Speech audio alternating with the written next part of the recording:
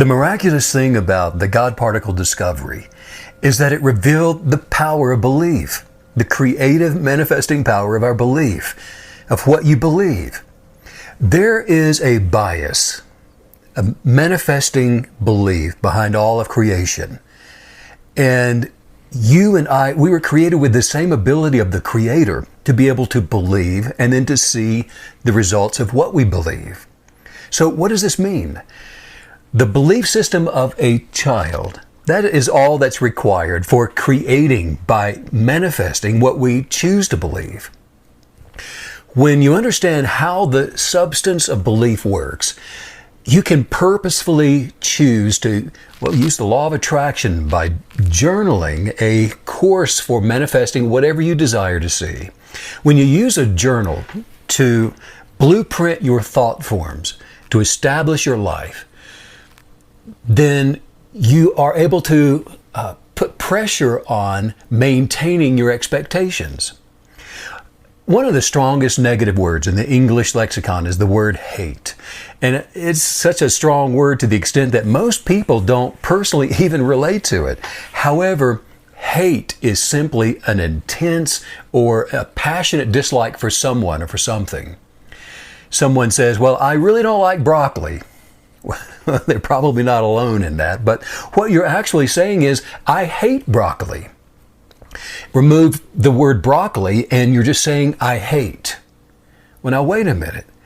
Because while this seems rather innocuous, regardless of it being broccoli or a person or some other thing, the very fact that you decide to vocalize that you don't like whatever that is, there is a substance of hate that is very tangible. It's in the world of energetics, and it does create, and it establishes something in your life.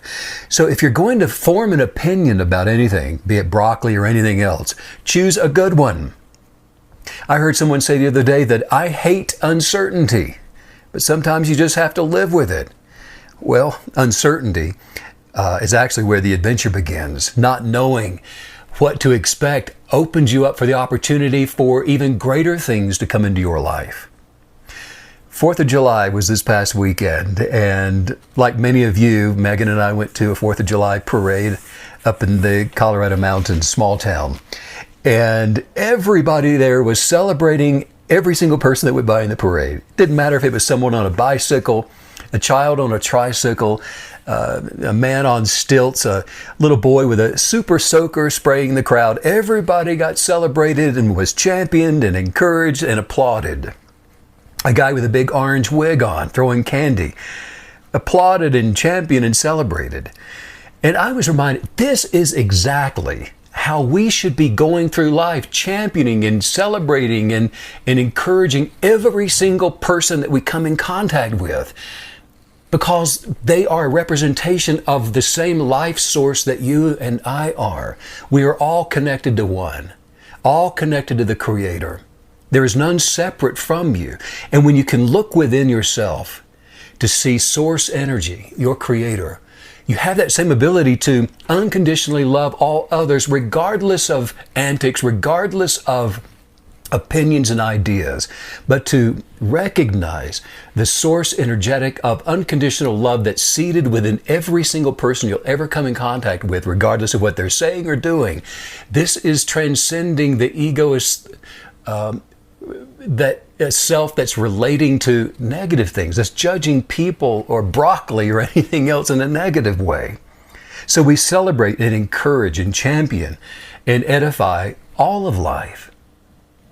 Human beings are representing this grand universal experiment, and it's a testing of life source virtue, which is another word for advancement, another word for growth, to become more and to be healthy and wealthy and wise.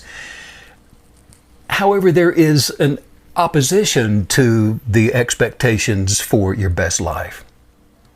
I don't have to tell you that whenever you turn on the television or social media, or even in most casual conversations, the toxic energy of hate is so pervasive.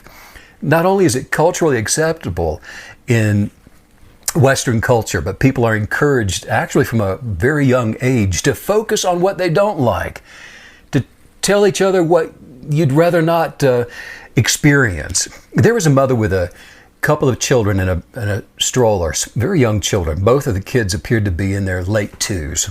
And they were facing the sun while she waited in line. And she knelt down, and I heard her say to them, "Now tell me if you don't like being in the sun." And then once we were inside, again, at the table right beside us, I heard her say to those 2 young children, "Tell me if you don't like your food." We're teaching each other, teaching our children to judge and communicate the negative, what we don't like, what we don't want, rather than what we do like and what we do want. The most potent eradicator of the toxic energy of hate is unconditional love for all things. And I'm not talking about the feeling of love or "I love you because of what you do for me." There is a substance, and we relate with it as it's in its purest form of unconditional love, meaning an acceptance for all things. Unconditional love is the gateway to the healthiest thoughts and feelings that we can feed into our bodies and souls, and it is the most precious value that we can pass on to our children and future generations. Successful kinetic believers are careful when it comes to understanding the difference between hate and love.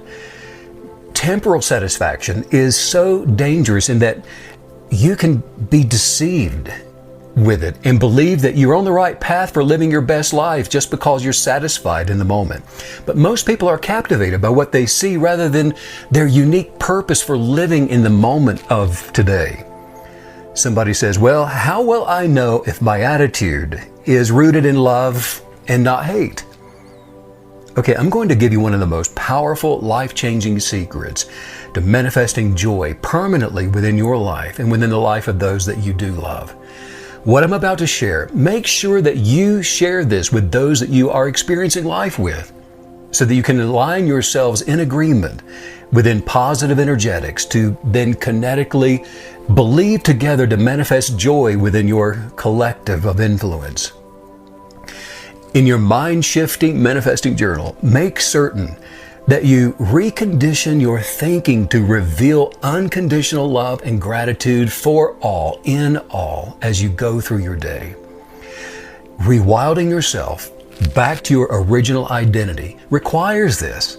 And this is the way of a prosperous, joyous life. And we do this by unbecoming what we believed that we don't like about ourselves, rather than becoming what we love, who we are originally created to be. Because there's so many distractions within the noise of negative judgments and influencers, our kinetic belief requires the daily attention for your joy to be not only full but overflowing. And this type of joy is a fruit of the purposeful kinetic belief that's been immersed within unconditional love. Keep your logbook, your blueprint for living, your manifesting journal close to you. It's your book of love. And then your joy will be the fruit of your life, leading you every single day to your best life. Just say this out loud. I live my life with gratitude and love. I am grateful for the beautiful things in my life. And it begins with the light of love. The fruit of love is my moment-to-moment, day-to-day, kinetic belief energetic for manifestations. I am attracted to the pleasure of love, so I am healthy and grateful. I choose my desires and my joy in each circumstance, and this is the result of love in every moment. I always choose to see the good in all of life. My joy is a natural response to being in love. Sending out much light and love to all you KB creatives all over the world.